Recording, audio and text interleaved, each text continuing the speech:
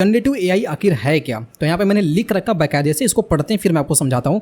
Generative AI refers to the artificial intelligence that can create new content, text, images, videos, musics और codes. Generative AI basically artificial intelligence AI है जो नई नई चीज़ें बना सकता है, जैसे कि टेक्स्ट बना सकता है। टेक्स्ट बनाने का मतलब कि नए नए चीज़ें सोच सकता है, नई कहानियाँ लिख सकता है, नए गाने लिख सकता है। इमेजेस क्रिएट कर सकता है, नए नए इमेजेस, जैसे ये इमेजेस मैंने एआई से ही जनरेट किए हैं। वीडियोस बना सकता है, म्यूजिक्स क्रिएट कर सकता है और कोड तक लिख सकता है। Unlike traditional AI, which classifies, predicts, it produces original outputs by learning from the huge data set। पहले के जो ट्रेडिशनल AI थे वो क्या करते थे, वो चीज़ों को प्रेडिक्ट करते थे कि वो नई चीज़ें नहीं बनाते थे। उनके पास एक डेटा होता था, उस डेटा के बेसिस पे पहचानते थे कि अगला नंबर क्या होगा या अगला आउटपुट हमारा क्या हो सकता है, ठीक है। लेकिन आजकल के AI बेसिकली हमारी मम्मियों की तरह होती हैं कि उनके पास कोई भी इंग्रेडिएंट्स हो, उन इंग्रेडिएंट्स का इस्तेमाल करके ऐसे ऐसे नए नए टेस्टी डिश बना सकते हैं जिनके बारे में हम सोच भी नहीं सकते, ठीक है। इसके लिए आप यूट्यूब पे जाके देख सकते हो कि कैसे कैसे डिश बनते हैं, आपको गुलाब जामुन किस किस तरीके से गुलाब जामुन बना सकते हो, ठीक। उसके कुछ एग्जांपल्स हैं गुलाब जामुन बनाने के, नहीं जनरेटिव एआई के कुछ एग्जांपल्स हैं। Chat GPT, daily, mid journey, को पायलट, ये कुछ आर्टिफिशियल इंटेलिजेंस के टूल हैं जो जनरेटिव एआई की तरह काम करते हैं। अब मुझे उम्मीद है कि आपको समझ में आया होगा जनरेटिव एआई क्या। जनरेटिव एआई जो जनरेट कर सकता है नई चीज़ें जनरेट करता है। कैसे करता है? अब सवाल ये है कि करता कैसे है। Generative AI learns the pattern from the vast data main technologies. अब मैं आपको एक बात समझाता हूँ। देखो, जब आप बचपन में थे तो क्या आपको सेंटेंस सही से बोलना आता था? नहीं आता था ना। पहले क्या आपने सुना, सीखा, आपको कई सारे वर्ड सुनाई दिए, कई सारी चीज़ें सुनाई दी। आपने पहले इधर उधर करके बोलते धीरे धीरे आपने सेंटेंस बोलने लगा। पहले जो आपने सेंटेंस बोला वो सेंटेंस आपने वो बोला जो आपके मम्मी पापा बोलते थे। लेकिन अब आपको किसी भी तरह का सेंटेंस बोलना हो, कोई भी नई चीज़ सोचना हो, कुछ भी आपको सोचना हो, इधर उधर करके टिकड़म सोचना हो, कहानी सोचना हो, आप सोच लोगे, लिख लोगे। कैसे लिख लोगे? क्योंकि आपके पास पास्ट में डेटा थे, आपके पास पास्ट के एक्सपीरियंस हैं। हाँ, पास्ट में आपने बहुत सारी चीज़ें पढ़ रखी हैं, तो उन चीज़ों को, पढ़े हुए चीज़ों को इस्तेमाल करके, तोड़ मड़ोड़ के, इधर उधर करके आप नई चीज़ें लिख सकते हो। सेम उसी तरीके से जनरेटिव एआई भी काम करता है। उसको हम कई सारा डेटा देते हैं, कई सारी चीज़ें देते हैं, उन डेटा से वो सीखता है, अलग अलग चीज़ें सीखता है। नहीं, ये गलत है, ये सही है, ये गलत है, ये सही है।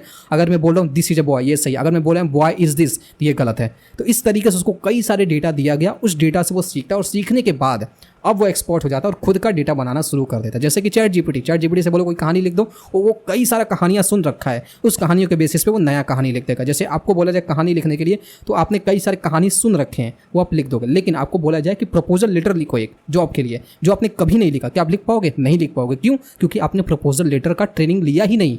आपको बोल दिया जाए रिज्यूमे बना दो, सीवी बना दो, आपको नहीं पता रिज्यूमे सीवी कैसे बनता है, आप कैसे बना दो। आपको भले इंग्लिश पता है, आपको भले बहुत सारी चीज़ें पता है, लेकिन आपको सीवी और रिज्यूमे बनाने के लिए दे दिया जाए जो आपने नहीं बनाया, तो आप नहीं बना पाओगे, है कि नहीं। लेकिन अगर वही सीवी रिज्यूमे आपने एक दो बार बनाया, देखा, समझा, ट्रेनिंग लिया, अब आपको बोल दिया जाए कि किसी भी तरीके का सीवी बना दोगे। सेम वैसे ही जनरेटिव एआई भी काम करता है। जी हाँ। अब उसके बाद यहाँ पे लार्ज लैंग्वेज मॉडल, इसमें एक एलएलएम पार्ट होता है। एलएलएम पार्ट क्या होता है? एलएलएम बेसिकली लैंग्वेज के लिए काम करता है, जनरेटिव एआई।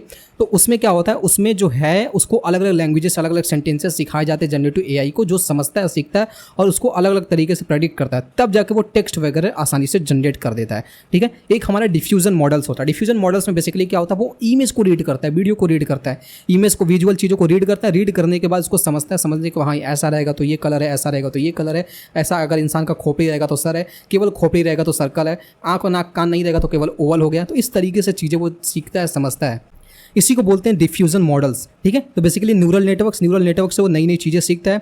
एलएलएम से वो नए लैंग्वेजेस सीखता है, नए टेक्स्ट जनरेट करना सीखता है। और डिफ्यूजन मॉडल से वो उसी के बेसिस पे नए नए इमेजेस या नए नए वीडियोस क्रिएट करना सीखता है। अब यहाँ पे बात करते हैं types of generative AI. Basically यहाँ पे 4-5 तरह के जनरेटिव एआई के टाइप्स होते हैं। पहला हमारा text generation basically chat GPT हो गया, क्लाउडी हो गया, को पायलट हो गया, ये सारी चीज़ें आपका टेक्स्ट जनरेशन में काम आते हैं, नए नए टेक्स्ट जनरेट करता है। तो चैट जीपीटी इमेजेस भी जनरेट करता है। इमेज जनरेशन में डेली 3 हो गया, मिड जर्नी हो गया, स्टेबल डिफ्यूजन हो गया, फ्लेक्स क्लिप हो गया, ये सारे आपके इमेजेस वगैरह जनरेट करते हैं। को पायलट हो गया, इमेज जनरेट करने के काम आते हैं।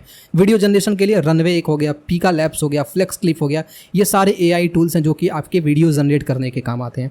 म्यूजिक और ऑडियो जनरेट करने के लिए सुनो हो गया, एआईवीए हो गया, म्यूजिक एलएम हो गया, ये सारे आपके इस्तेमाल होते हैं म्यूजिक या फिर ऑडियो जनरेट करने के लिए। ऐसे ही कोड जनरेट करने के लिए गिटहब को पायलट हो गया, चैट जीपीटी हो गया, डीपसीक एआई हो गया, ये सारे आपके इस्तेमाल हो सकते हैं कोड को जनरेट करने के लिए। तो ये कुछ 4-5 टाइप्स के आपके जनरेटिव एआई जो नए नए चीज़ें जनरेट करते हैं। जनरेटिव एआई मतलब जो कुछ भी जनरेट कर सकता है, नई नई चीज़ें जनरेट कर सकता है। बस ये है कि आपको लैपटॉप से खाना निकाल के नहीं दे सकता मम्मी की तरह, ठीक है।